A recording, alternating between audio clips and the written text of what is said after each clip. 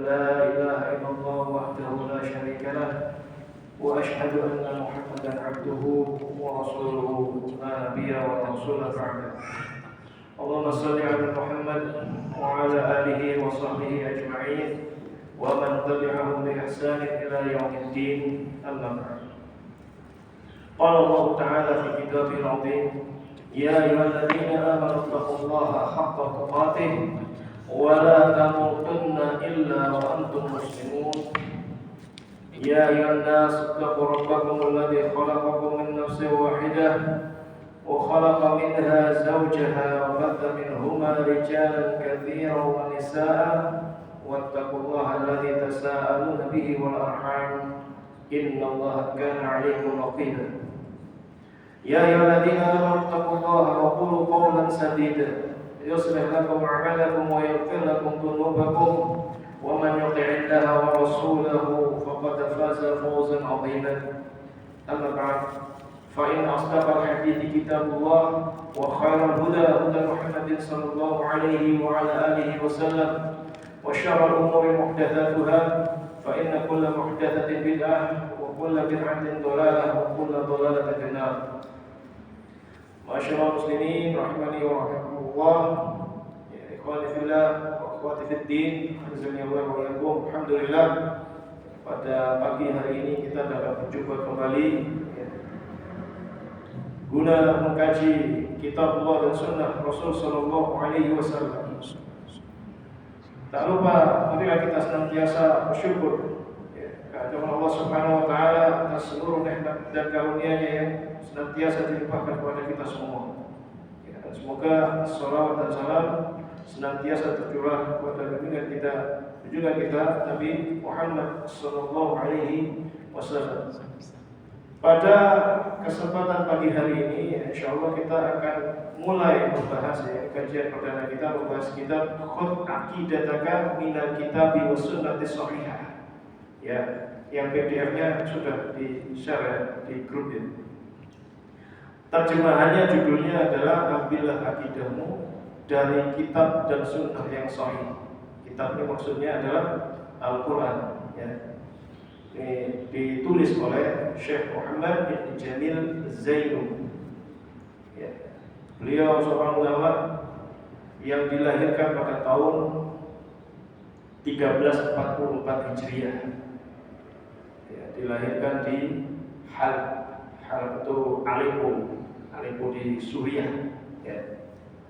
Nah, beliau semasa hidupnya pernah menjadi pengajar ya, di Darul Hadits Al-Khairiyah di Makkah Al-Mukarramah ya, dan beliau wafat pada tahun 1431 Hijriah, baru saja sekitar 2010 kalau tidak salah. Ya. Baik. Nah,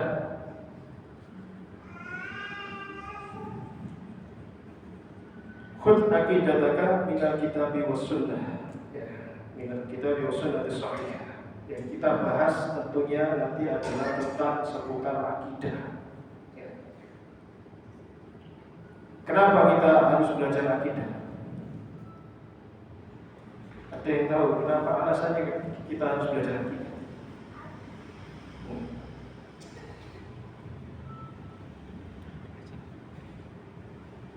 Kenapa kita harus belajar akidah? Silakan dibuka surat Ibrahim ayat 24.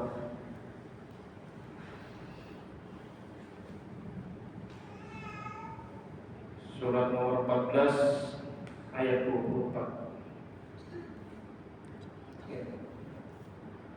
Allah berfirman, alam tara kaifa daraballahu mathalan kalimatan thayyibatan kasyajaratin thayyibatin ya, asluha thabitun wa far'uha fis sama. Ada yang mau baca terjemahannya? Pasal itu dibaca terjemahan. Surat apa tadi? Surat Ibrahim surat 14 ayat 24.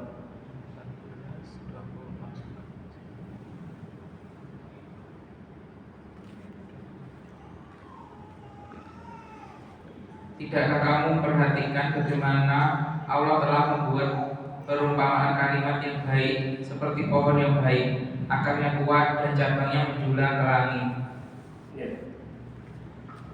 Tidakkah kalian melihat Allah membuat perumpamaan kalimat yang baik, ya, dengan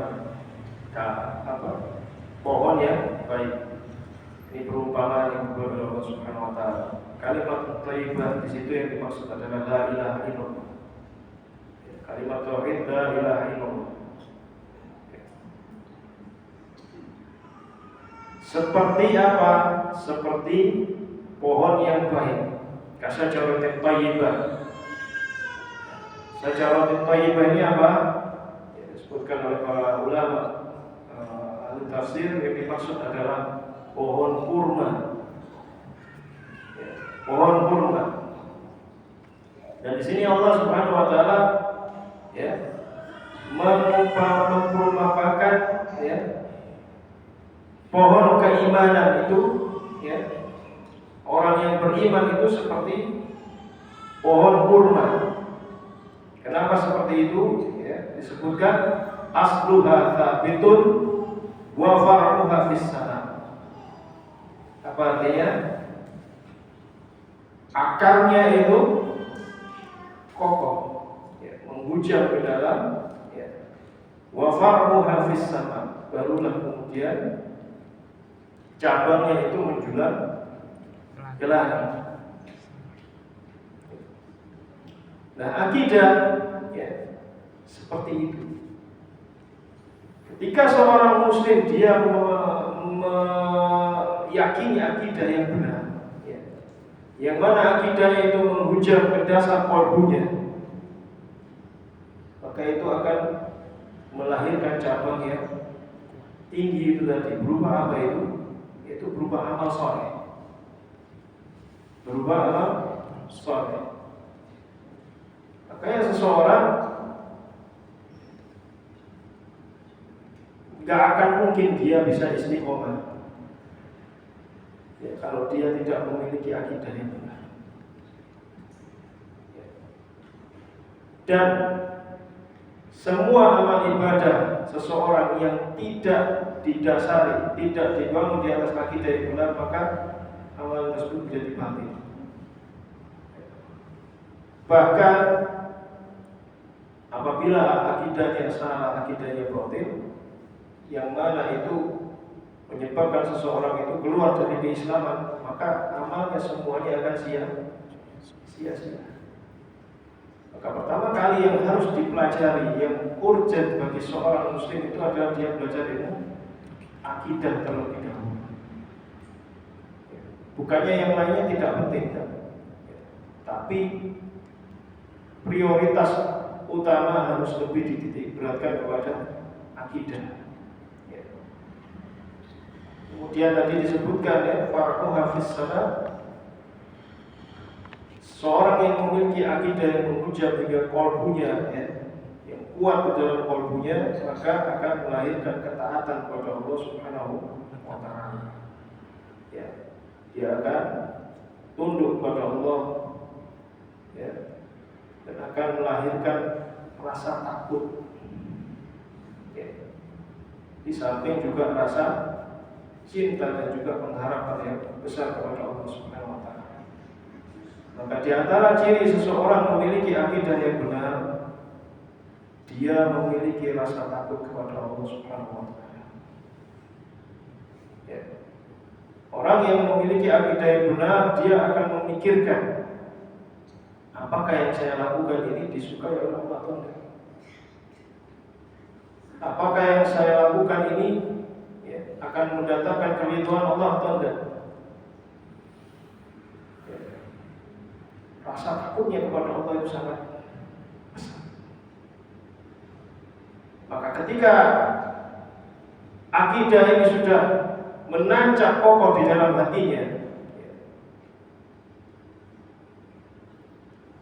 orang ini yakin tidak ada tempat di bumi Allah ini yang dia bisa berbuat maksiat sementara Allah tidak menyaksikannya.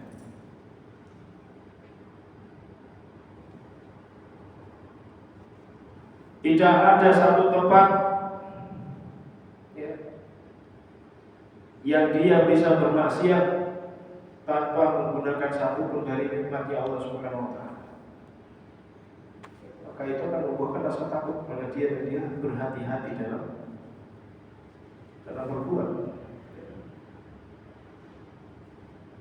Maka tatkala seseorang mempelajari akidah namun tidak juga membuahkan rasa takut di dalam dirinya, sehingga dengan mudahnya dia menzalimi saudaranya, mengambil hak orang lain, ya maka ini akidahnya belum benar. Ya. Ini pentingnya makanya kita untuk mempelajari ilmu tentang akidah.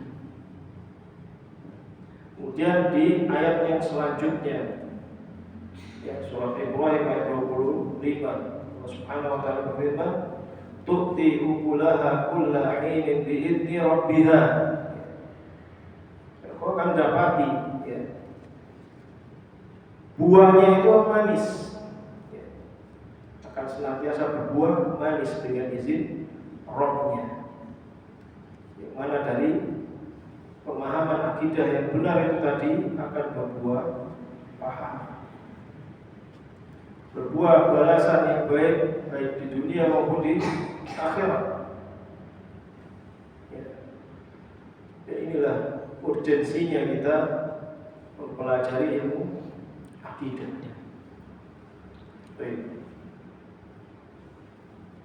Al-Imam Ibnu Abil Iz Al-Hanafi rahimahullahu ta'ala di dalam kitab beliau Syarh Aqidah Al-Wasithiyah, Aqidah Tahawiyah ya. Beliau berkata, wa hajatul ibad ilaihi fawqa kulli hajatin, dan hajatnya seorang hamba terhadap ilmu akidah itu ya, melebihi semua kebutuhan manusia itu yang ada ya. Artinya apa? Seorang manusia itu dia lebih butuh belajar akidah daripada makan dan minumnya ya. Wa daruratuhum ilaihi fawqa kulli daruratin, dan urgensinya itu melebihi dari seluruh darurat atau urgensi yang dimiliki olehnya.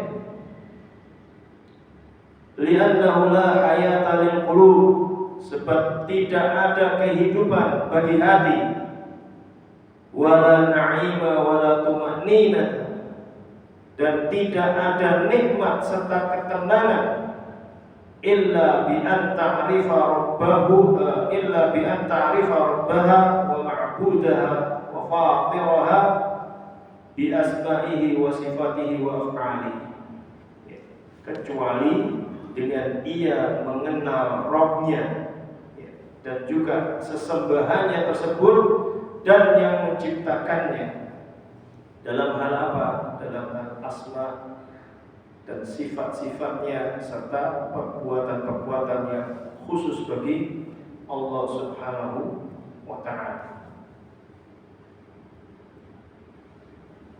Ya, seperti itu. Kemudian yang dimaksud dengan akidah itu apa? Yang dimaksud dengan akidah itu apa? Ya, akidah dalam bahasa Arab itu mencakup empat makna. Yang pertama al-aqdu. Al-aqdu itu ikatan. Kemudian yang kedua at-tawthiq. At-tawthiq atau kepercayaan. Kemudian yang ketiga al-ihkam, atau mengokohkan. Kemudian yang keempat ar-rabtu bil quwwah, mengikat dengan kuat. Berdasarkan istilah maknanya akidah itu adalah iman yang teguh dan pasti, yang tidak ada keraguan sedikit pun bagi orang yang meyakininya. Ya. Kemudian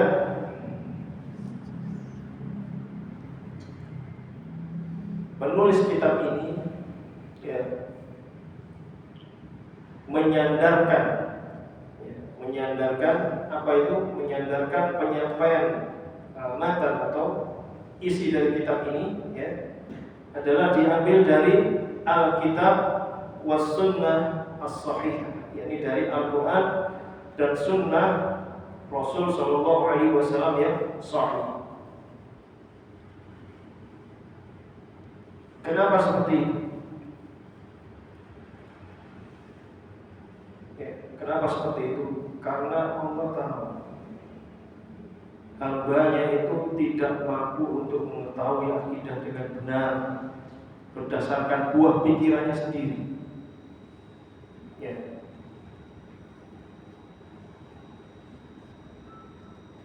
Dan sebagai bentuk kasih sayang Allah Subhanahu wa taala terhadap hambanya adalah Allah Subhanahu wa taala mengutus para rasul untuk mengajarkan akidah yang benar. Ya, termasuk Allah Subhanahu wa taala mengutus Rasulullah sallallahu alaihi wasallam. Dan ini merupakan bentuk kasih sayang Allah. Ya, karena Allah paham hambanya tidak akan bisa memahami akidah yang benar kecuali dengan disampaikan, dengan diajarkan. Ya.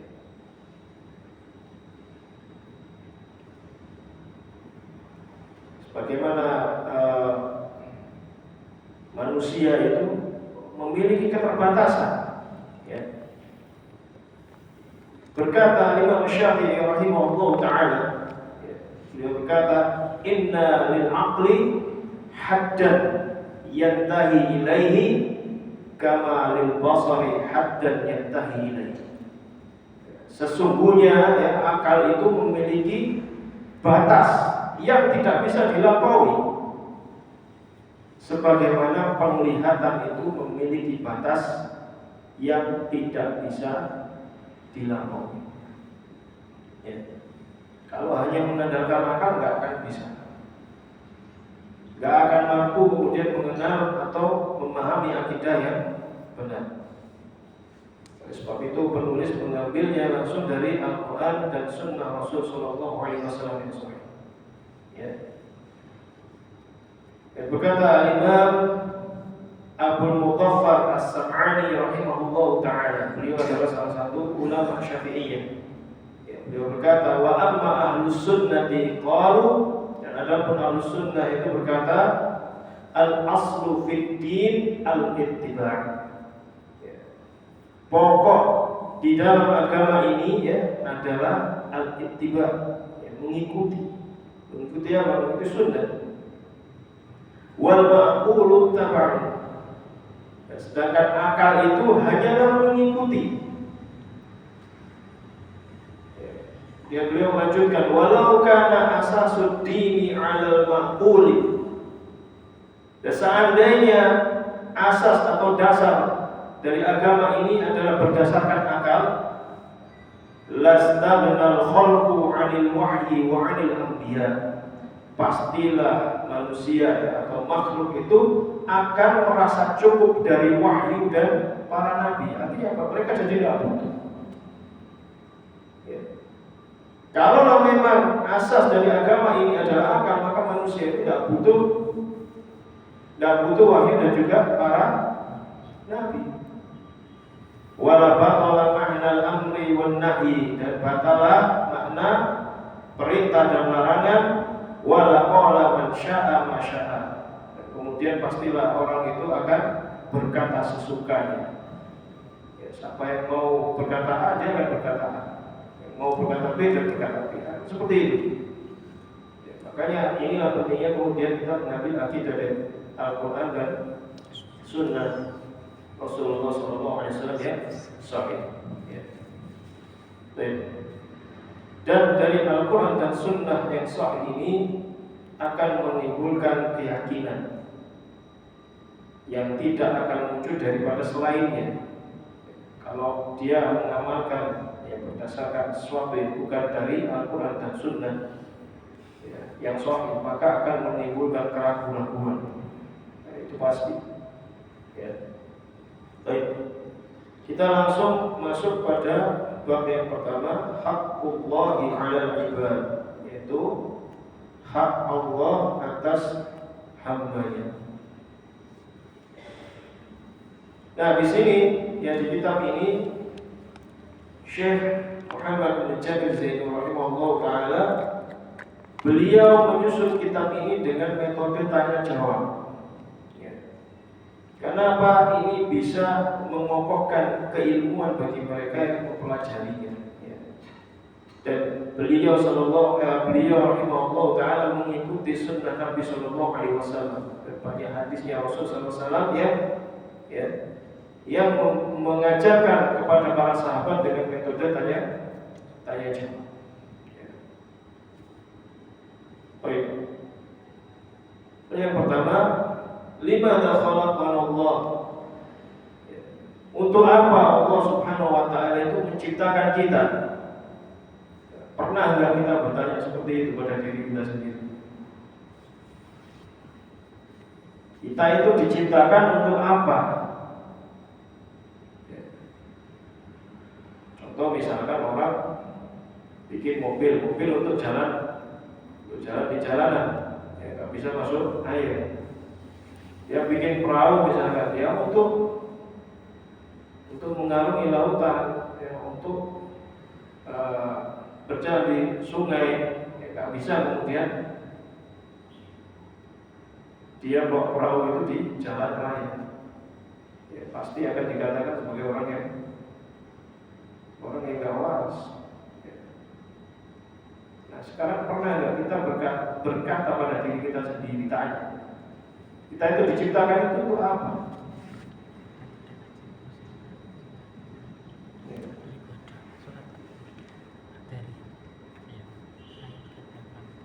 Beliau menyebutkan jawabannya, khalaqana lina'budahu wa la nusyrika bihi syai'an. Allah menciptakan kami itu agar beribadah kepadanya dan tidak mensekutukannya dengan satu apapun. Wa dalilu qauluhu ta'ala fi suratid Dariyat. Dalilnya adalah firman Allah Subhanahu wa taala di dalam surat Ad-Dariyat. Wa ma khalaqtul jinna wal insa illa liya'budun. Surat Ad-Dariyat ayat 56. Dan Allah Subhanahu wa taala menciptakan jin dan manusia kecuali agar untuk beribadah kepada Allah saja.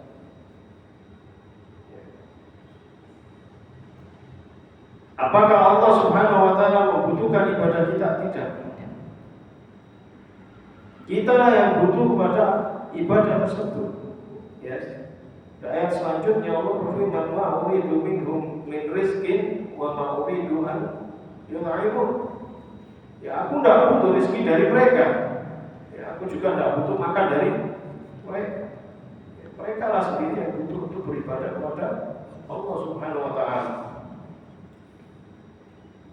Maka seseorang yang menyadari bahwasanya dia diciptakan untuk beribadah kepada Allah Subhanahu wa taala, dia akan merealisasikan tujuan penciptaan tersebut dengan apa? Dengan ketaatan kepada Allah. Ya.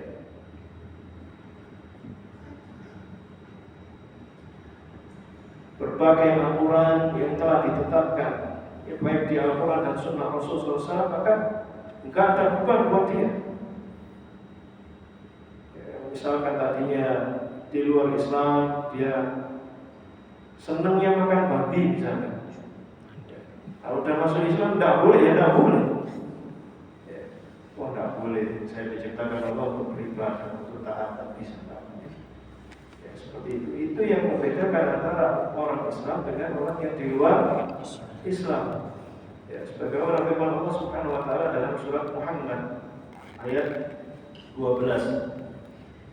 Surat Muhammad ayat 12, Allah berfirman, "Walladzina kafaru yatamatta'un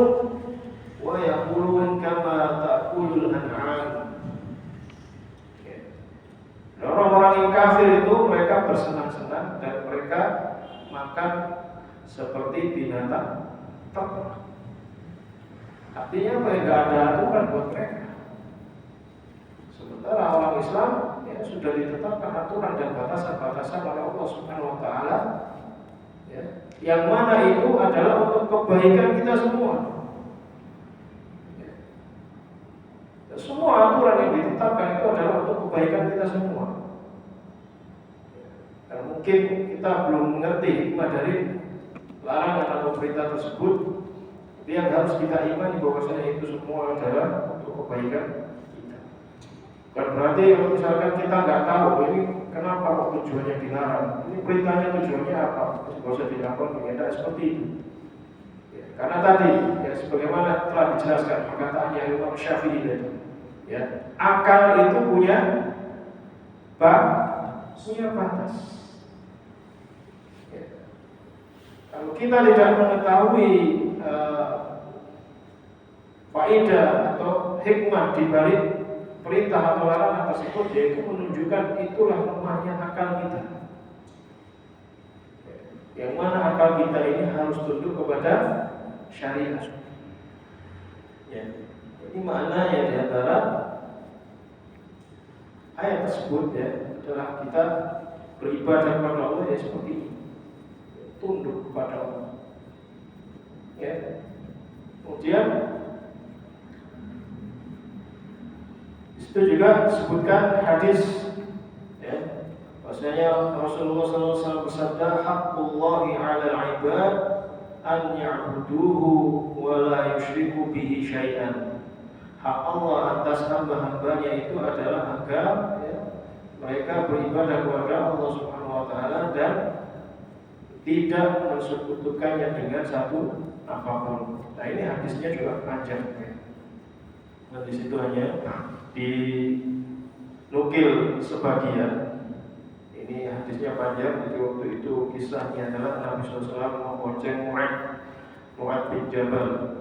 Ya, di dalam tunggangannya beliau bertanya kepada Mu'ad, "Ya Mu'ad, atadri ma haqqullahi 'alal 'ibad?" Tanya jawab. Ya, ini yang kemudian diikuti oleh penulis kitab ini. Ya. Wahai Mu'ad, apakah kamu tahu apa haknya Allah ya atas seorang hamba itu? Ya. Mu'ad yang nggak tahu kemudian bertanya kepada Rasulullah SAW, tahu apa yang dimaksud itu? Kemudian Rasulullah SAW menjawab, ya haqqullahi 'alal 'ibad an ya'buduhu wa la yusyriku bihi syai'an. Ya. Ya. Seperti itu. Kemudian yang kedua, bahasan yang kedua, mahiyal ibadah. Ya, kalau kita diciptakan untuk beribadah, nah, maksudnya ibadah itu apa? Al-ibadah ismun jami'un lima yuhibbuhullahu minal af'ali wal af'ali, minal aqwali wal af'ali. Ya, yang dimaksud dengan ibadah itu adalah ya, satu ungkapan yang menyeluruh, ya, satu ungkapan yang menyeluruh terhadap apa-apa yang dicintai oleh Allah Subhanahu wa taala, baik berupa perkataan maupun perbuatan. Ya. Saya ulangi, satu kata yang menyeluruh terhadap apa-apa yang dicintai oleh Allah Subhanahu wa taala, baik dalam bentuk ucapan maupun perbuatan. Kemudian beliau memberikan contohnya, kad-du'ai was-salati wad-dzabhi. Contohnya seperti doa, kemudian salat, ya, kemudian menyembelih kurban dan lain sebagainya ya. Kemudian beliau berdalil dengan firman Allah Subhanahu wa taala, "Qul inna sholati wa nusuki wa mahyaya wa mamati lillahi rabbil alamin." Katakanlah, sesungguhnya salatku ini ya, dan sesembelihanku ini ya, Hidupku dan matiku ini hanya untuk Allah Subhanahu wa ta'ala, Rabbul Alamin, Rabb seluruh alam. Ya. Kenapa kita hanya beribadah kepada Allah saja? Ada yang bisa jawab? Kenapa kita diperintahkan hanya beribadah kepada Allah saja? Kenapa? Kenapa kita hanya sholatnya hanya kepada Allah, kemudian menyembelihnya hanya untuk Allah, hidupnya dan matinya hanya untuk Allah? Kenapa?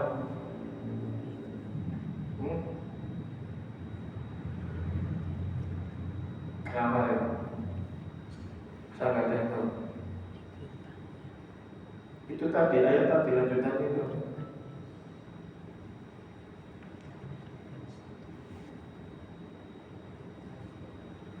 Kenapa? Karena Allah itu adalah Rabb. Ya kan? Di situ disebutkan billahi Rabbil Alamin. Allah itu adalah Rabb seluruh alam. Ada Rabb selain Allah Subhanahu wa ta'ala. Dan Allah lah yang menciptakan. Sebab ketika disebut kata Rabb, maka mengandung 3 konsekuensi. Rabb itu ada 3 makna yang terkandung. Yang pertama adalah Al-Khaliq, yang menciptakan. Kemudian yang kedua adalah Ar-Raziq, atau yang memberi rizki.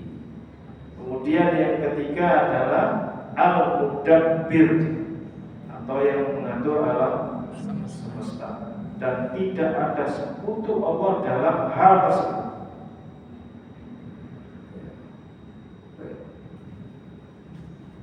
Jadi kenapa kok kita diperintahkan hanya beribadah kepada Allah Subhanahu wa ta'ala saja? Ya, karena Allah itu adalah Rabb. Ya. Dan tidak ada Rabb selain Allah Subhanahu wa ta'ala. Dan itulah perintah Allah Subhanahu wa ta'ala yang pertama kali ada di Mushaf Al-Quran. Di dalam surat Al-Baqarah.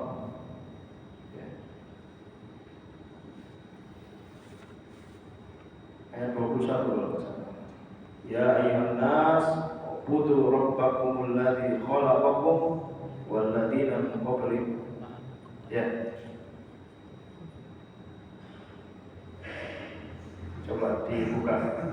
Al-Baqarah ayat 21. Wahai manusia, sembahlah Tuhanmu yang telah menciptakan kamu dan orang-orang yang sebelum kamu, agar kamu bertakwa. Ya. Ini perintahnya Allah Subhanahu wa ta'ala. Ya. Kenapa kok kita hanya menyembah Allah? Kenapa kita hanya memberikan ibadah kita kepada Allah? Karena Rabb. Tidak ada Rabb selain Allah Subhanahu wa ta'ala. Kalau ada sesembahan yang lain, tanya apakah dia menciptakan? Ya. Adakah sesembahan yang lain yang kemudian dia mengatur alam semesta ini bersamaan dengan Allah Subhanahu wa ta'ala? Tidak ada. Ya. Allah menciptakan, Allah memerintahkan kita hanya beribadah hanya kepada Allah saja. Kan Allah yang menciptakan kita. Ya.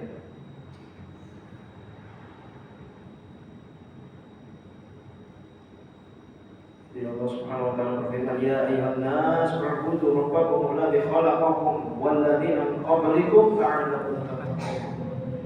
Manusia, sembahlah Rabb kalian yang telah menciptakan kalian dan orang-orang sebelum kalian agar kalian semua bertakwa. Ya. Oleh sebab itu kita hanya menyerahkan ibadah kita hanya kepada Allah. Tak boleh kemudian dipalingkan kepada selain Allah.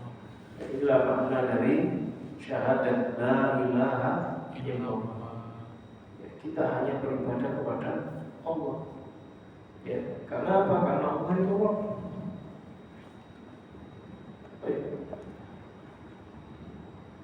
Kemudian Selanjutnya, Qala sallallahu alaihi wasallam, qala ta'ala, ini namanya hadis qudsi ya. Hadis qudsi. Hadis yang di dalamnya ada firman Allah Subhanahu wa taala. Ya. Wa ma taqarraba ilayya 'abdi bi syai'in ahabba ilayya mimma aftaradtuhu alaihi. Dan tidaklah hambaku mendekatkan diri kepadaku dengan sesuatu yang lebih aku cintai daripada yang telah aku wajibkan kepadanya. Ya, hadis ini diriwayatkan oleh Imam Al-Bukhari. Ya. Nah, pada hadis ini yang ingin disampaikan oleh penulis adalah bahwa ada dua macam ibadah, ya. Dua macam ibadah yang dimaksudkan untuk mendekatkan diri kepada Allah Subhanahu wa taala. Yang pertama adalah ibadah yang bersifat fardu atau wajib. Dan yang kedua adalah dengan ibadah yang bersifat sunnah. Ya. Nah, mana yang bisa lebih mendekatkan diri kita kepada Allah? Amalan yang wajib atau yang sunnah? Wajib. Yang wajib atau yang sunnah? Yang lebih mendekatkan diri kepada Allah adalah amalan yang wajib. Ya. Jangan sampai seseorang itu ya dia mengamalkan yang sifatnya sunnah untuk mendekatkan diri kepada Allah, kemudian dia lalai dari hal-hal yang bersifat wajib.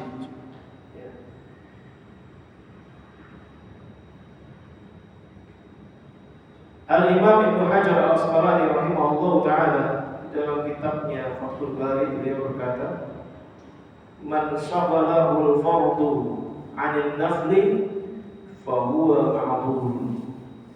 Barang siapa yang perkara-perkara yang wajib itu melalaikan dia dari yang sunnah, maka dia dimaafkan. Wa man syaghalahu an-naflu 'anil fardhi fa huwa maghrur. Barang siapa yang perkara sunnah itu menyibukkan dia dari perkara yang fardu, maka dia telah tertipu. Maka kalau kita mau mendekatkan diri kepada Allah, kita lakukan dulu perkara yang wajib. Tingkatannya seperti itu. Baru setelah wajib baru yang sunnah. Ya. Baik. Kemudian setelahnya kita sudah tahu ibadah itu apa, macam-macamnya itu apa. Ya, kemudian berikutnya adalah kaifa na'budullah, bagaimana kita beribadah kepada Allah. Caranya seperti apa? Ya. Beliau menyebutkan kama amarana Allahu wa rasuluhu, sebagaimana Allah dan Rasul yang telah memerintahkan kami. Allah Subhanahu wa taala berfirman, ya ayyuhalladzina amanu athi'ullaha wa athi'ur rasula wa la tubtilu a'malakum. Di dalam surat Muhammad ayat 33, wahai orang-orang yang beriman, taatilah Allah dan taatilah Rasul, dan janganlah membatalkan amal-amal kalian. Kemudian sabda Nabi sallallahu alaihi wasallam, man 'amila 'amalan laisa 'alaihi amruna fa huwa raddun. Dan barang siapa yang dia beramal yang tidak ada perintahnya dari kami, maka amalan tersebut tertolak. Maka amal ibadah ini haruslah didasarkan pada perintah, pada Al-Quran dan Sunnah Nabi Sallallahu Alaihi Wasallam. Adakah perintah Allah di dalam Al-Quran untuk melakukan ibadah seperti itu? Adakah perintah dari Rasulullah Sallallahu Alaihi Wasallam untuk melakukan ibadah seperti itu? Atau misalkan Rasulullah SAW membenarkan ya, perkataan atau perilaku para sahabat. Adakah contoh dari beliau Sallallahu Alaihi Wasallam ataukah tidak? Ya.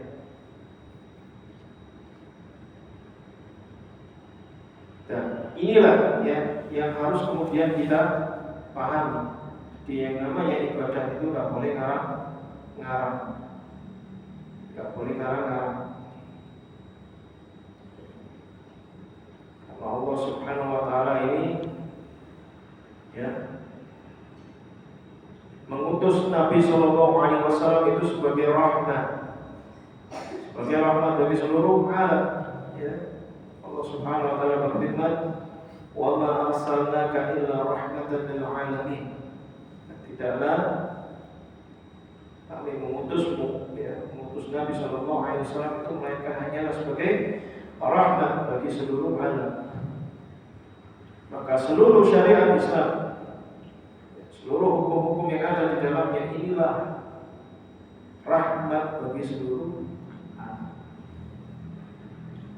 Gak bisa kemudian dikotomikan antara Islam dengan rahmatan lil alamin.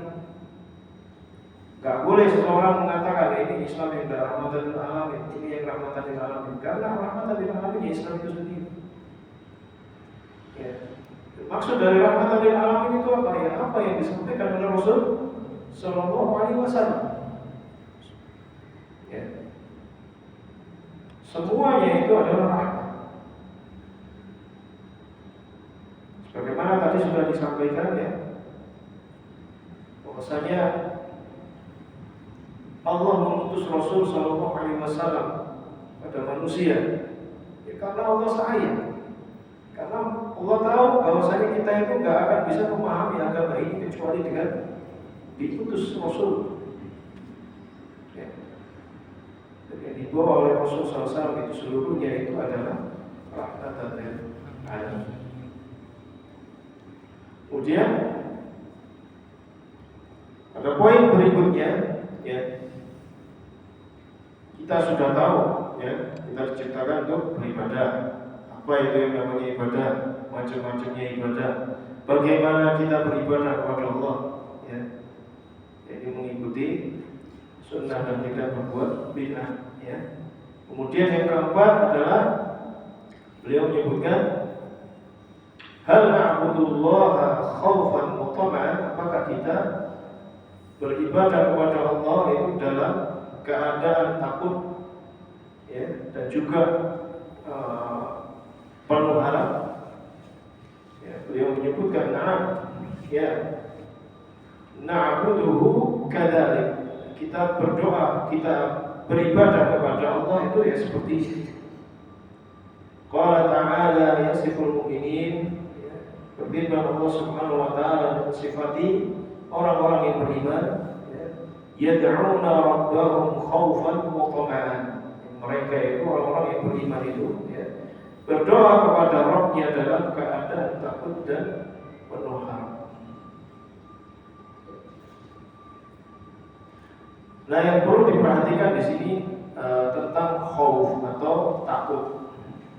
Ada khauf atau takut yang bersifat ibadah, ada yang tidak. Ya. Macam-macamnya itu ada khauf yang tabi'i. Tabi'i itu maksudnya tabiat, ya. Seperti seorang manusia takut dengan ular, takut dengan binatang-binatang yang buas, takut dengan api yang menyala-nyala. Nah, ini takut yang sifatnya tabi'i, yang tidak membuahkan, tidak melahirkan peribadatan. Hanya dia takut kemudian menghindari. Ini nggak boleh. Kemudian yang kedua, takut yang bersifat maksiat, yakni rasa takut yang menyebabkan seseorang meninggalkan amar ma'ruf dan nahi munkar. Sementara dia mampu untuk melakukan perbuatan tersebut. Kemudian yang ketiga, ini takut yang dalam hal ibadah. Takut Takut dalam hal ibadah ini ada dua. Ada yang terpuji, ada yang tercela. Misalkan kita takut kepada Allah, ya, kemudian kita berusaha untuk tidak berbuat maksiat. Ya, kita senantiasa tunduk terhadap aturan-aturan Allah Subhanahu wa Ta'ala. Ini takut yang terpuji. Nah, apalagi takut yang tercela, ya. Itu adalah ketika seseorang memberikan ketundukan kepada selain Allah karena rasa takutnya itu tadi. Contoh misalkan, dia takut diganggu jin di suatu tempat, ya. Kemudian dia menyembelih, ya, mau ayam, mau sapi supaya tidak diganggu jin tersebut, ya. Nah, yang seperti ini nggak boleh. Ya. Ini takut yang kemudian melahirkan ibadah, ya, melahirkan ketundukan sama jin itu tadi. Ya, dia mengharapkan ridhonya jin supaya tidak mengganggunya. Tapi kalau misalkan, ya, orang ini menyembelih kambing, kemudian, ya, dari sembelihan kambing itu tadi, ya, dagingnya itu dibagi-bagikan ke fakir miskin, dan dia berdoa dengan itu hanya kepada Allah, ya, nggak ada dia minta sedikit pun keridhaan jin. Dia berdoa kepada Allah supaya dihindarkan pada kejahatan jin-jin tersebut, maka itu dibolehkan. Beda, ya. Nah, ini yang perlu diperhatikan. Baik. Kemudian selanjutnya, Qala sallallahu alaihi wasallam, as'alullah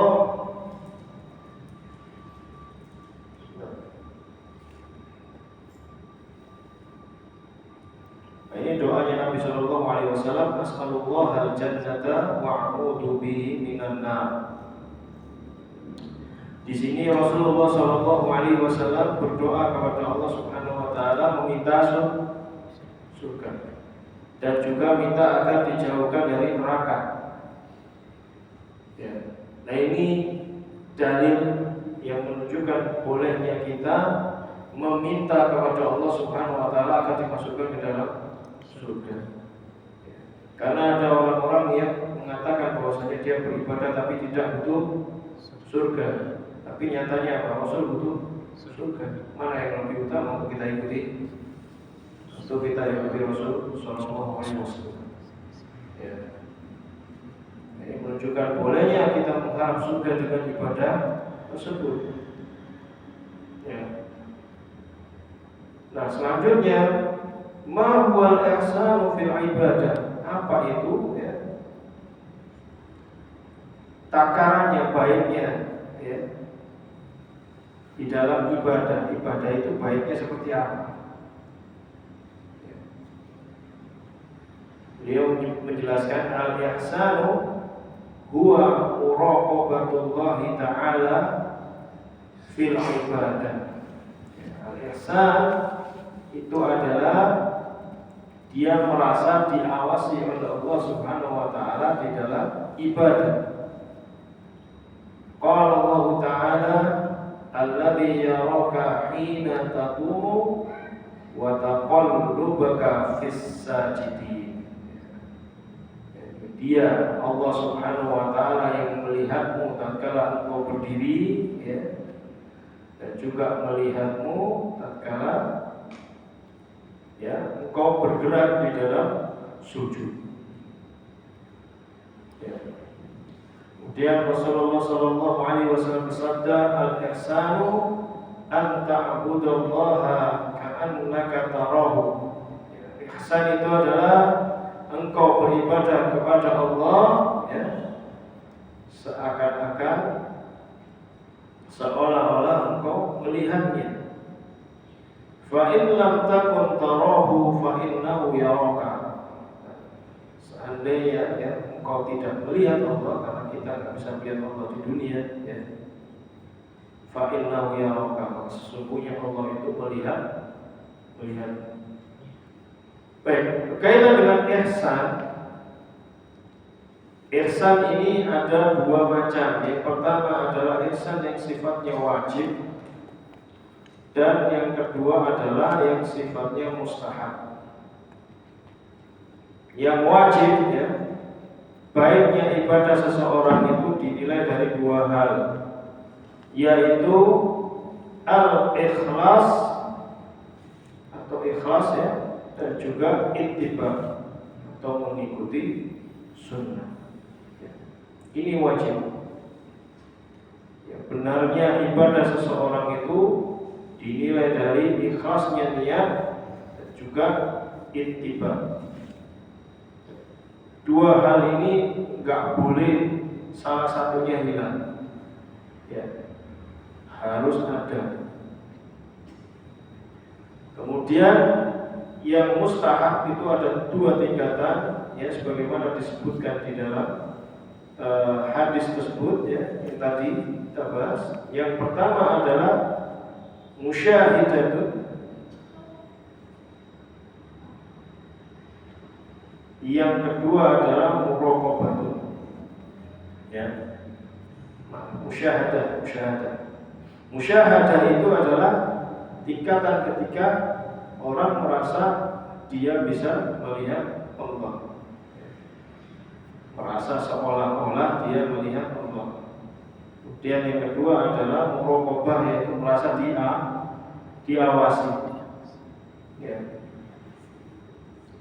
Nah, yang paling penting untuk kita adalah dalam beribadah itu dua hal itu tadi. Yang pertama, ya, yang wajib itu yang harus kita benar-benar perhatikan.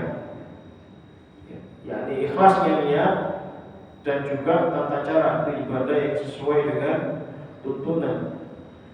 Ya. Allah Subhanahu wa taala berfirman di dalam surat Al-Kahfi ayat 110, "Wa man kana yarju liqa'a rabbih falyamal 'amalan shalihan wa la yusyrik bi 'ibadati rabbih ahada." Barang siapa yang dia mengharapkan perjumpaannya dengan Rabb-nya, maka hendaklah ia beramal saleh, juga tidak menyekutukan Allah dalam peribadatannya dengan satu apapun. Ini, nah, dua hal ini yang sangat penting dalam kita beribadah.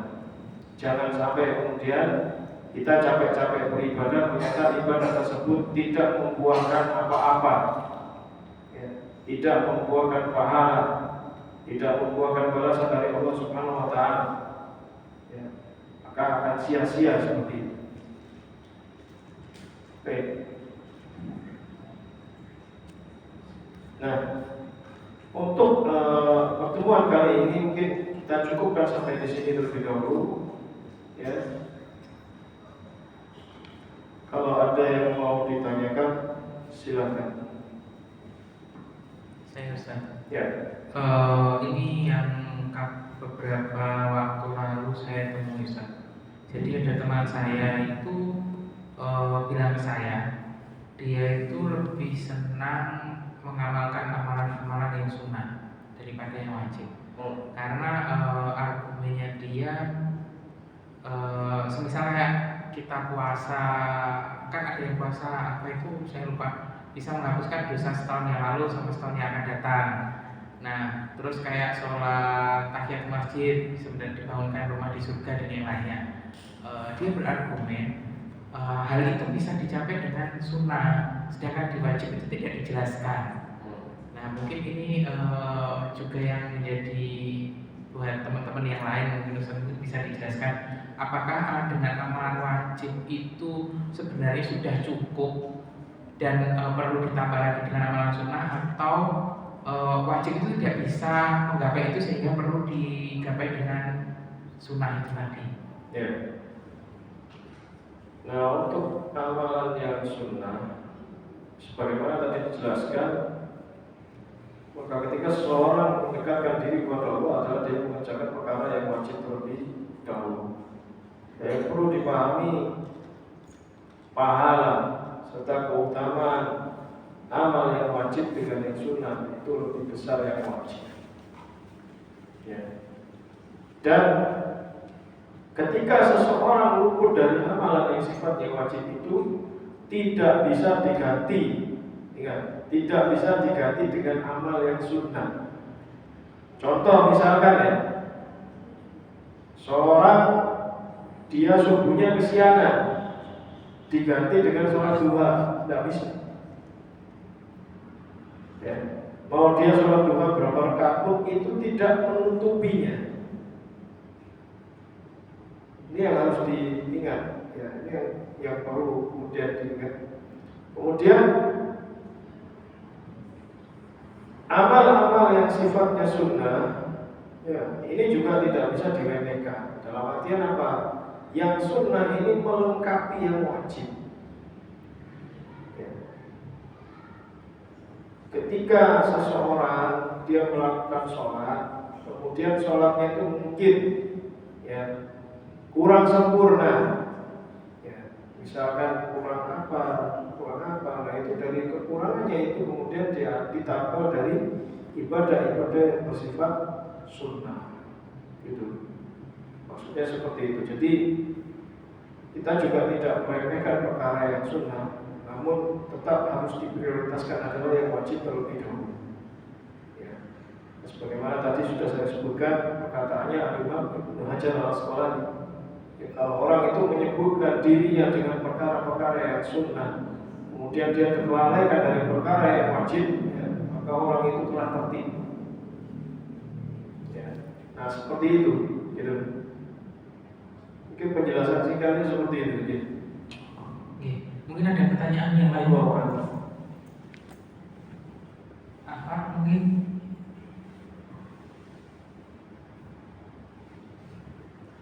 Kalau ada mau tanya ditulis boleh, kalau malu ngomong nggak apa-apa, ditulis saja.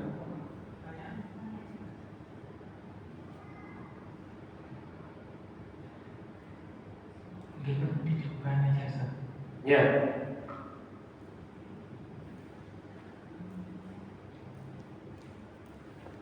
Sebagai sedikit tambahan, ya. Allah Subhanahu wa taala berfirman di dalam surat Al-Mulk, ya, "Alladzi khalaqal mauta wal hayata liyabluwakum ayyukum ahsanu amala." Ya, Allah yang menciptakan, ya, khalaqal mauta wal hayata, matian dan kehidupan. Ya, untuk apa? Liyabluwakum ayyukum ahsanu amala, untuk menguji mana yang amalnya itu paling baik. Di sini Imam Ibnu Katsir rahimahullah taala menyebutkan dalam kitab tafsir beliau, "Wala yakunu al-'amalu hasanan hatta yakuna khalisan lillahi 'azza wa jalla 'ala syari'ati Rasulillah sallallahu alaihi wasallam." Ya, amal itu tidaklah akan menjadi baik, ya, sampai amal itu diikhlaskan hanya untuk Allah Subhanahu wa taala di atas syariat Rasulullah sallallahu alaihi wasallam. Famata faqada al-'amalu wahidan min hadaini asy-syartaini batala wa habita. Maka kapanpun, ya, amal itu kosong dari salah satu di antara kedua syarat tersebut, maka batal dan terhapuslah amal tersebut. Ya. Maka amal itu harus dikerjakan ikhlas hanya untuk Allah dan harus di atas syariatnya Rasulullah sallallahu alaihi wasallam. Allah a'lam bishawab. Sebagai penutup, ya, aku qouli hadza subhanallah wa bihamdihi asyhadu an la ilaha illa anta astaghfiruka wa atubu ilaik. Wassalamualaikum warahmatullahi wabarakatuh.